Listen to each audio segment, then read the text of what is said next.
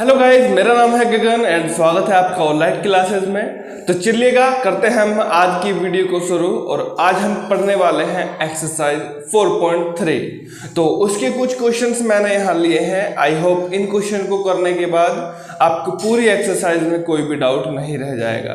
तो चलिएगा सबसे पहले अपने क्वेश्चन की ओर चलते हैं।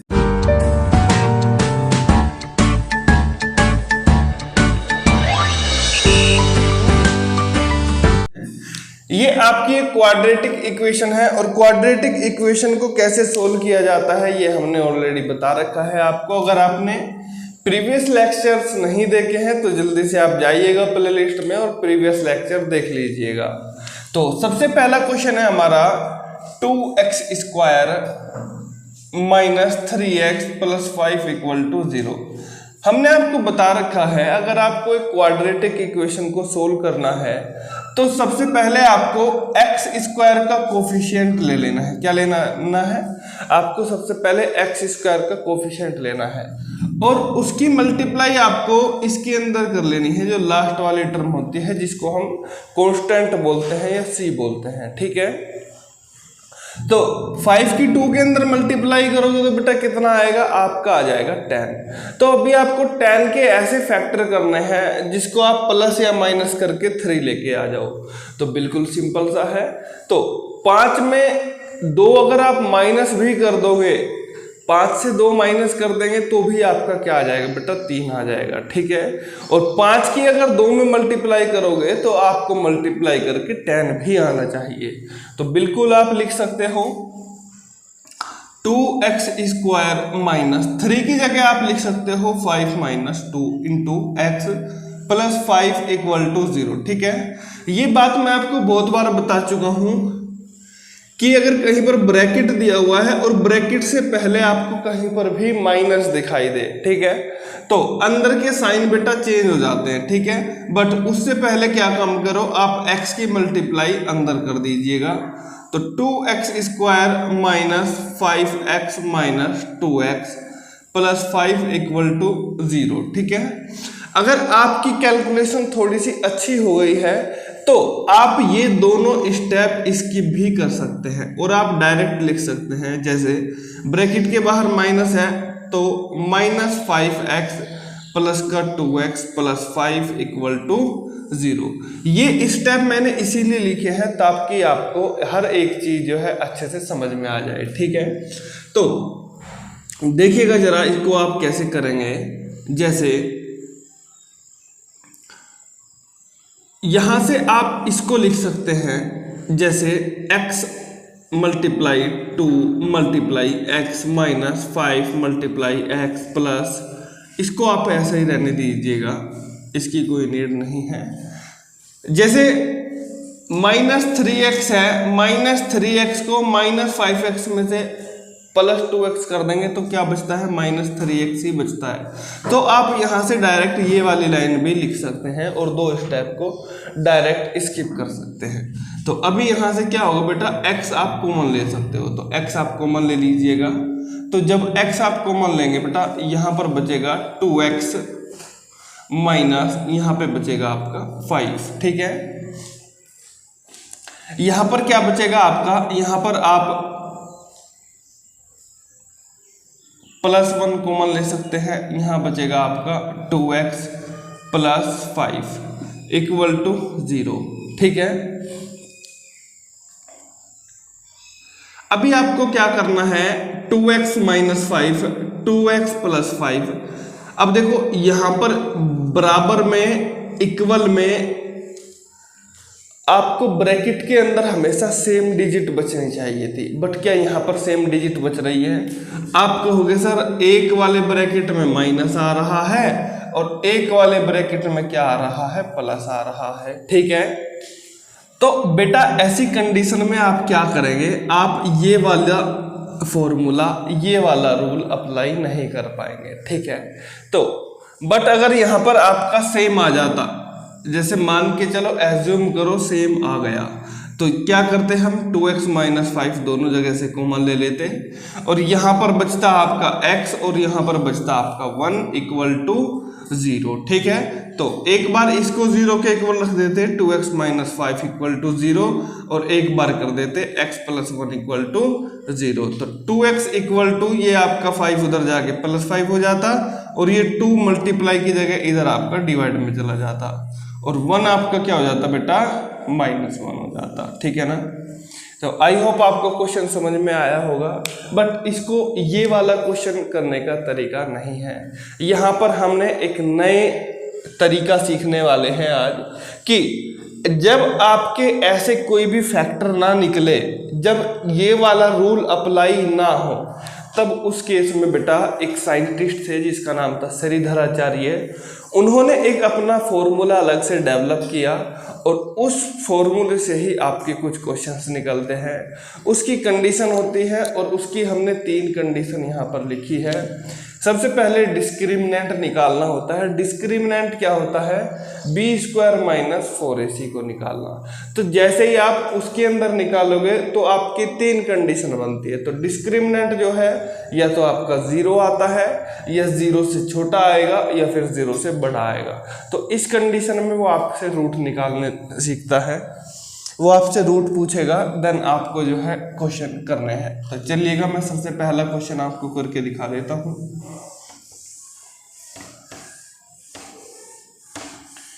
ऐसी कंडीशन में वो उसका नेचर भी पूछ लेता है कि आपके जो रूट्स है तो रूट्स का नेचर क्या होगा। तो बेटा बहुत ही सिंपल है क्वेश्चन, देखिए जरा एक बार। 2x² minus 3x plus 5 equal to 0।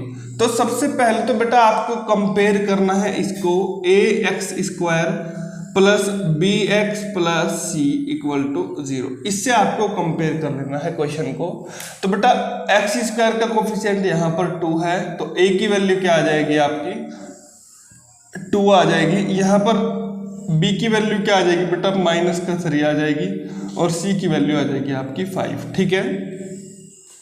तो सबसे पहला आपका काम होना चाहिए डिस्क्रिमिनेंट निकालना। डिस्क्रिमिनेंट बोलते हैं बेटा d।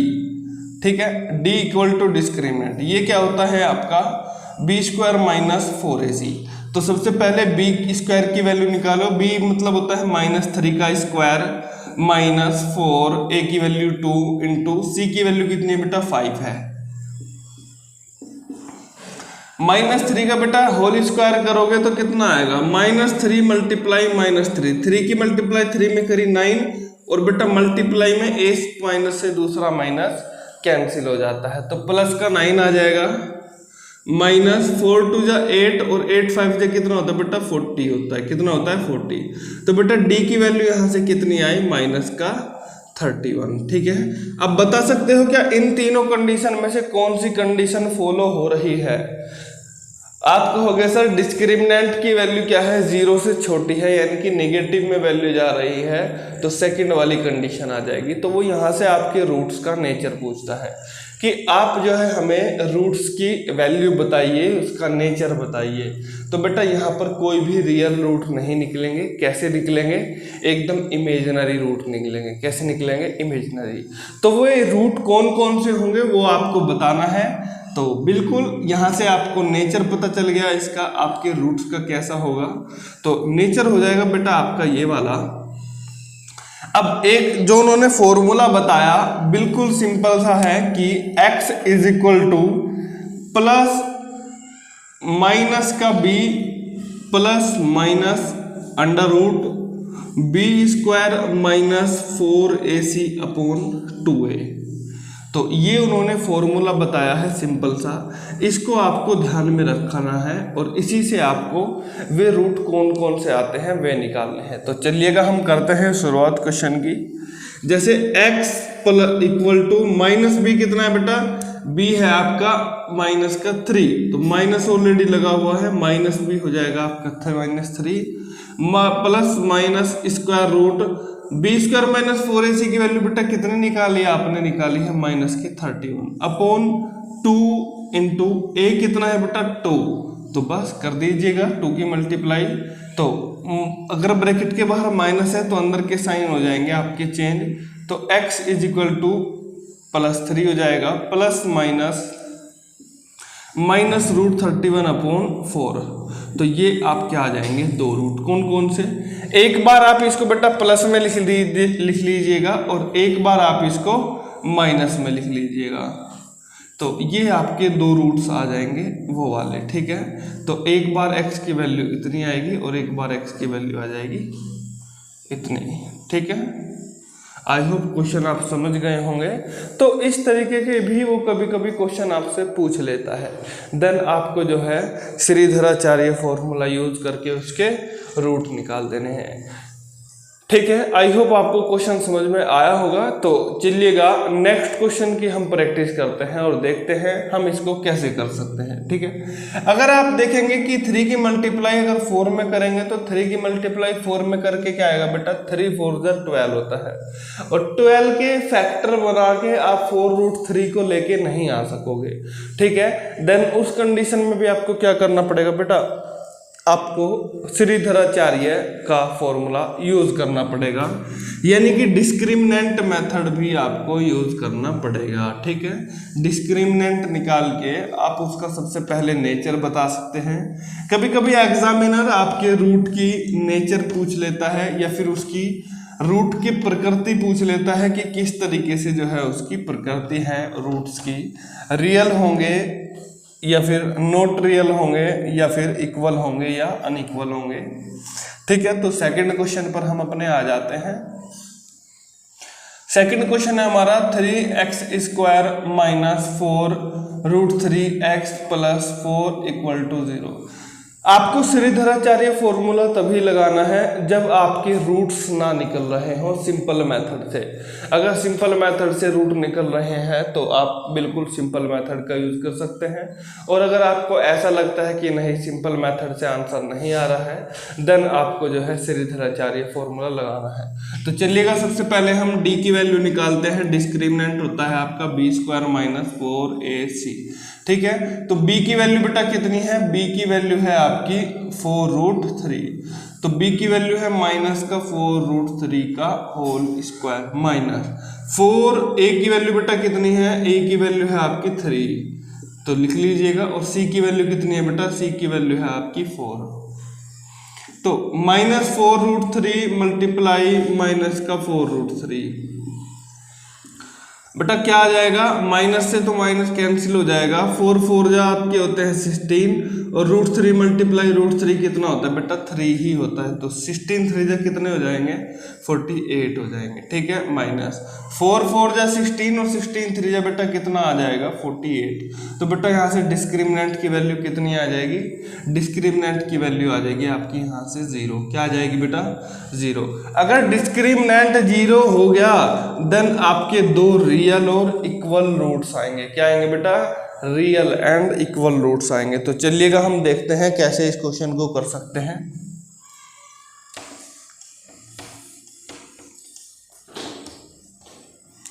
देखो जरा, फॉर्मूला वही है -b ± √b² - 4ac/2a, ठीक है। तो देखिए जरा x = -b की वैल्यू बेटा कितनी हो जाएगी, b की वैल्यू उसने दी है -4√3 अपॉन 2। a की वैल्यू कितनी दी है बेटा उसने, a की वैल्यू दी है आपको 3। तो बस कर दीजिएगा। तो माइनस ब्रैकेट के बाहर है तो अंदर के साइन चेंज हो जाएंगे, यानी कि माइनस का है तो ये हो जाएगा प्लस का, और ये है आपका 2 × 3। तो 2 से कैंसिल कर लीजिएगा इसको, तो कितना आएगा बेटा, आपका आ जाएगा 2 2 जा 4। तो ये आपका बनेगा x = 2√3/3। तो आपके रूट्स आ जाएंगे ये वाले, ठीक है। आई होप आपको जो है क्वेश्चन समझ आ गया होगा, ठीक है। यहाँ पर देखो इसकी वैल्यू क्या दी हुई है बेटा, 0 आप ऑलरेडी निकाल के आए हो, तो ये वाली वैल्यू आपकी काउंट नहीं होगी। तो दोनों के दोनों जो रियल और रूट आएंगे वो यही वाले आएंगे 2√3/3, ठीक है। तो चलिएगा नेक्स्ट क्वेश्चन की ओर चलते हैं अपने।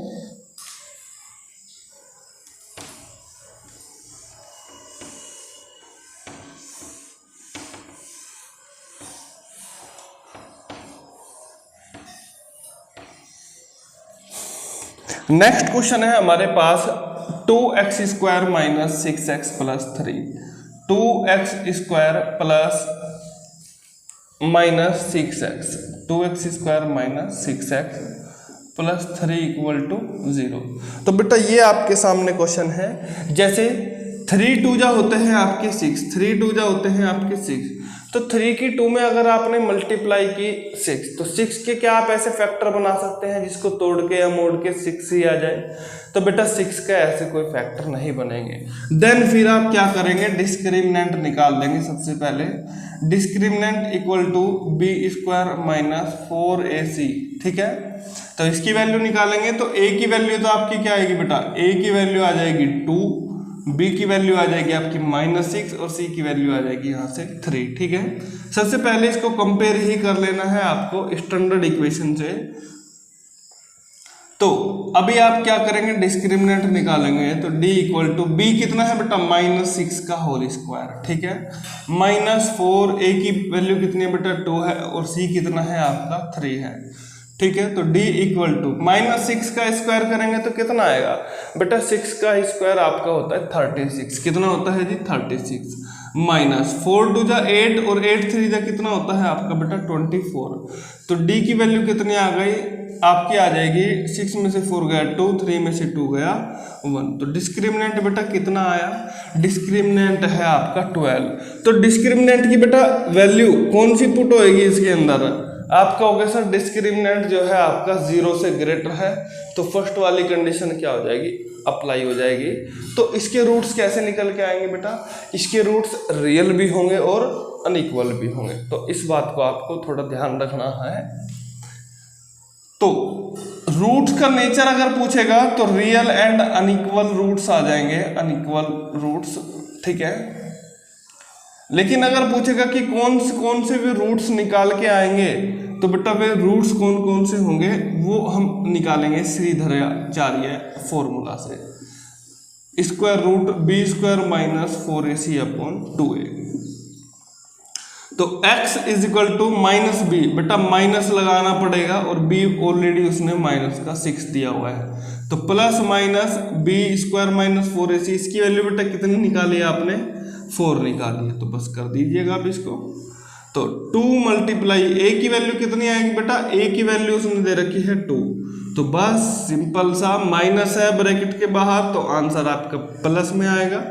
प्लस माइनस देखो जो 12 होता है ना, तो 12 को आप क्या लिख सकते हो बेटा, 2 मल्टीप्लाई 3, क्योंकि 2 2 जा 4 और 4 3 जा 12, इसको आप ऐसा लिख सकते हो। और रूट के अंदर जिसका पेयर बन जाता है वहां से एक 2 बाहर निकाल देते हैं और अंदर बचेगा एक √3, ठीक है। तो आप 12 को इस फॉर्म में भी लिख सकते हैं, तो ये बचेगा आपका 2√3 अपॉन 2 2 जा आपका 4 बच जाएगा, ठीक है।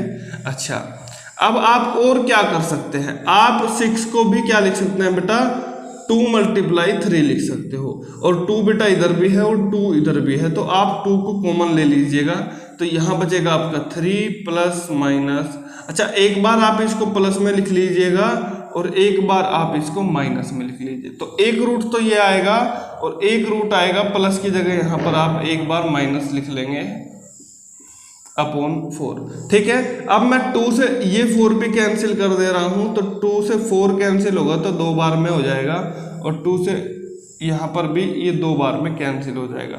अगर आपसे रूट पूछेगा तो वो रूट आपके 2 ये निकल के आएंगे, ठीक है। आई होप क्वेश्चन आपको समझ में आ गया होगा बिल्कुल अच्छे तरीके से। अगर आपको तीनों की तीनों कंडीशन और तीनों के तीनों क्वेश्चन समझ में आए हैं तो जल्दी से एक बार वीडियो को लाइक कर दीजिएगा और अपने फ्रेंड के आप पास शेयर करना बिल्कुल ना भूलें, क्योंकि आपका लाइक क्या हमारे लिए इम्पोर्टेंट करता है, और जब आप शेयर करते हैं वीडियो को तो हमें ये लगता है कि हाँ हमारी जो मेहनत है वो बच्चों के काम आ रही है और बच्चे कुछ ना कुछ ज़रूर सीख रहे हैं, ठीक है। तो चलिएगा नेक्स्ट क्वेश्चन की ओर चलते हैं। हमने तीनों की तीनों कंडीशन कर ली है। अब वो आपसे कभी कभी क्या करता है बेटा, वो आपसे पूछ लेगा, कुछ इक्वेशन दे देगा और a b या c की जगह वो आपको क्या दे देता है, वो k लिख के दे देता है। K फॉर काइट लिख के दे देगा और पूछ लेगा उस K की वैल्यू क्या आएगी। ठीक है, तो आप थोड़े से घबरा जाते हैं कि इसके अंदर तो कोई वैल्यू दी ही नहीं है। देन आप क्या करेंगे, तो कुछ नहीं करना, बिल्कुल सिंपल सा मेथड है। तो देख लो जरा एक बार, जैसे क्वेश्चन है बेटा आपका 2x² प्लस kx प्लस 3। ये क्वेश्चन आप हमें करके दिखाएंगे। मैं इस क्वेश्चन को करके बता देता हूँ, 5th वाला क्वेश्चन। ठीक है, बिल्कुल सेम है। तो kx into x plus 2 plus 6 equal to 0। दोनों क्वेश्चन सेम है, बस थोड़ा सा उसने घुमा के दिया है क्वेश्चन को। तो मैं लास्ट वाला कर देता हूं। तो सबसे पहले बेटा आपको क्या काम करना है, kx की अंदर मल्टीप्लाई कर लेनी है और फिर एक बार 2 में मल्टीप्लाई कर लेनी। तो kx की मल्टीप्लाई x में करोगे तो बेटा क्या आएगा, kx² आएगा, प्लस 2 की मल्टीप्लाई kx में करोगे तो क्या आएगा, 2kx आएगा, और plus 6 equal to 0।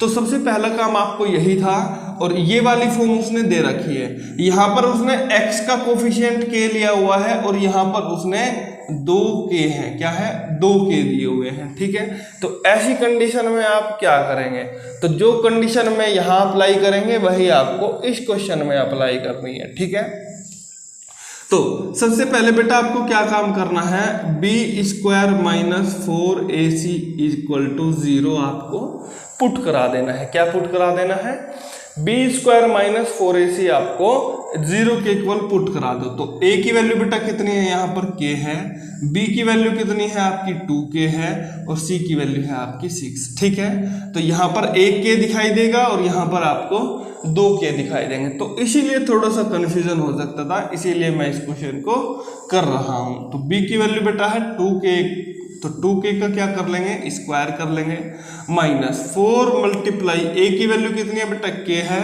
Into c की वैल्यू कितनी है आपकी 6 है, इक्वल टू 0। इसको आप 12 मत समझना, ये आपका k है, क्या है जी, k।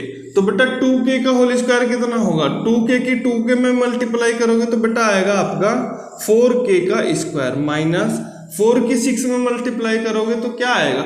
अभी इसकी मल्टीप्लाई मत करो आप, ठीक है, आप इसको क्या काम करो, इसको आप 4 मल्टीप्लाई या फिर इसको 2k मल्टीप्लाई 2k लिख लीजिएगा। ठीक है, इससे थोड़ा सा आपके लिए इजी हो जाएगा क्वेश्चन। और ये है आपका 4 मल्टीप्लाई k मल्टीप्लाई 6। ठीक है, अब आपको कॉमन लेने में थोड़ा आसानी हो जाएगी। जैसे 2 जा कितना होता है बेटा, 4 होता है, क्या होता है जी 4।